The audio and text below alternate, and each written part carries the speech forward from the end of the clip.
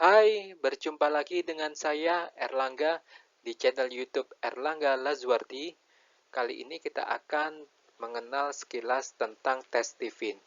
Apa sih itu tes TIFIN dan apa urgensinya sehingga kita perlu tes TIFIN? Yuk kita simak. Tujuan tes TIFIN.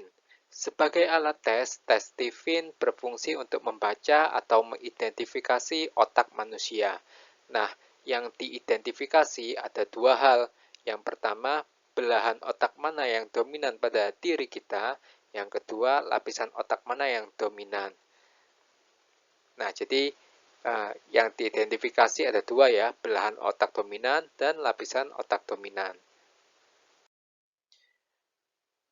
Dalam mengidentifikasi dua hal tersebut, tes TIFIN menggunakan sidik jari sebagai perantaranya. Jadi, tata cara tes TIFIN dilakukan dengan men-scan sidik jari tangan menggunakan alat scan sidik jari. Nah, sidik jari tangan ini hanya berfungsi sebagai perantara, sebagai media untuk mengidentifikasi otak. Mengidentifikasi dua hal pada otak, yaitu belahan otak dominan dan lapisan otak dominan. Suatu saat nanti bisa jadi ditemukan cara lain selain scan sidik jari, entah itu tes DNA atau scan iris mata ataupun lainnya.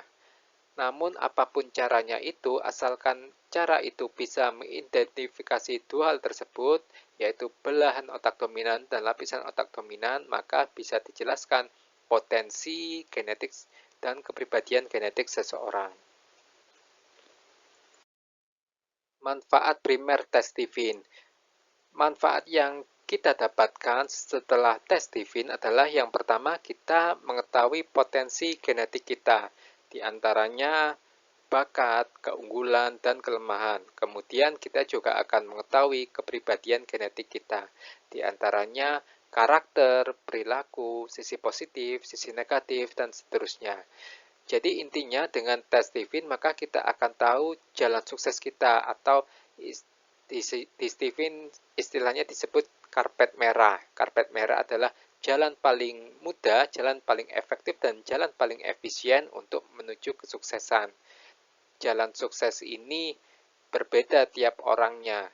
Jadi kita tidak perlu mencontoh atau meniru jalan sukses orang lain, karena kita memiliki jalan sukses kita sendiri.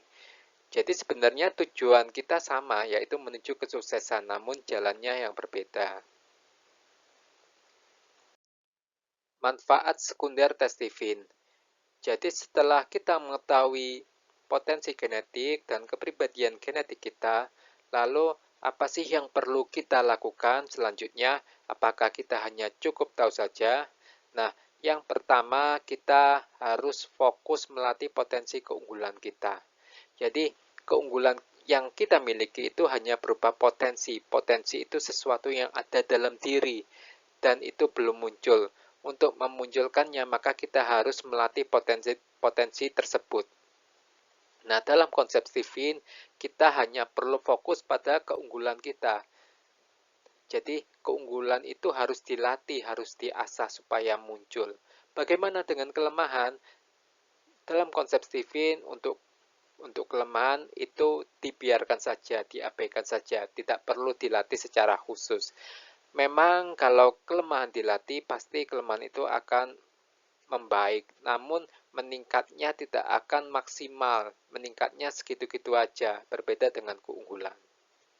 Yang kedua, jadi setelah kita melatih keunggulan kita, maka keunggulan kita bisa meningkat maksimal, berkembang maksimal. Yang ketiga, kemudian setelah keunggulan kita berkembang maksimal, maka tentu kita akan memiliki peluang yang lebih besar untuk meraih kesuksesan di masa depan. Jadi, tes TIFIN ini tidak bisa menjamin peserta tesnya setelah tes TIFIN pasti sukses. Bukan seperti itu. Namun, tes TIFIN menyediakan caranya. Apa sih yang harus kita tempuh agar kita memiliki peluang yang lebih besar untuk sukses?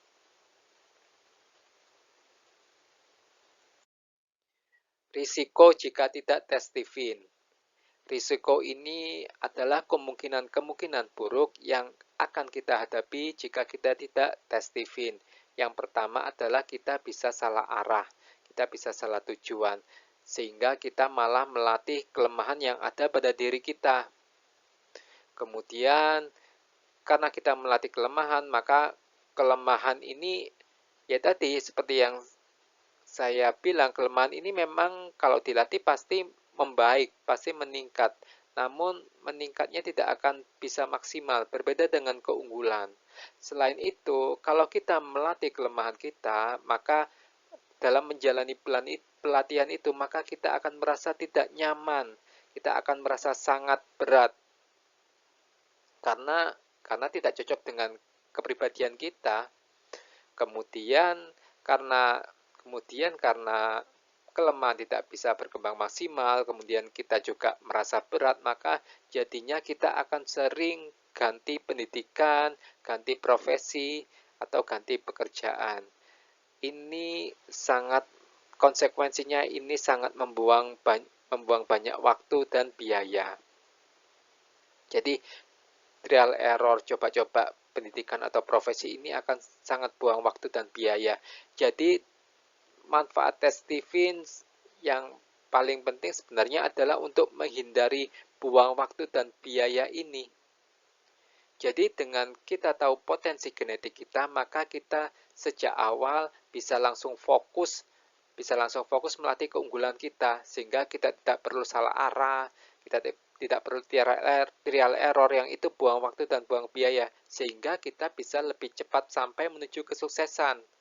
Berbeda dengan orang yang tersesat. Kalau orang tersesat, dia akan butuh waktu lebih lama, karena dia harus kembali lagi mulai dari awal.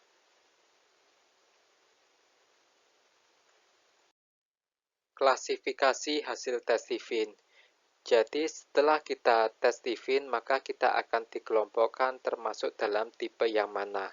Yang pertama, kita akan dikelompokkan berdasarkan mesin kecerdasannya atau disingkat MK. MK terdiri atas 5 tipe, yaitu sensing, thinking, intuiting, feeling, dan insting, disingkat Stephen. Kemudian masing-masing MK dirinci lebih lanjut, dibagi lebih lanjut berdasarkan drive kecerdasannya atau introvert atau extrovertnya. Sehingga 5 MK ini dirinci lebih lanjut menjadi 9 tipe personality genetik, disingkat PG. Jadi tes Stephen, hasil akhir tes Stephen mengelompokkan orang menjadi 9 tipe personality genetik. Stephen mengelompokkan semua manusia di dunia menjadi 9 tipe. Ini pengelompokan yang sederhana karena masing-masing tipe memiliki perbedaan yang tegas. Jadi tidak tumpang tindih. Baik, itu saja yang bisa kita pelajari kali ini. Jangan lupa subscribe channel YouTube ini, Erlangga Lazuardi. Kalau kalian butuh informasi seputar tes Stephen, misal lokasi tesnya di mana, silakan hubungi saya melalui WhatsApp di nomor ini.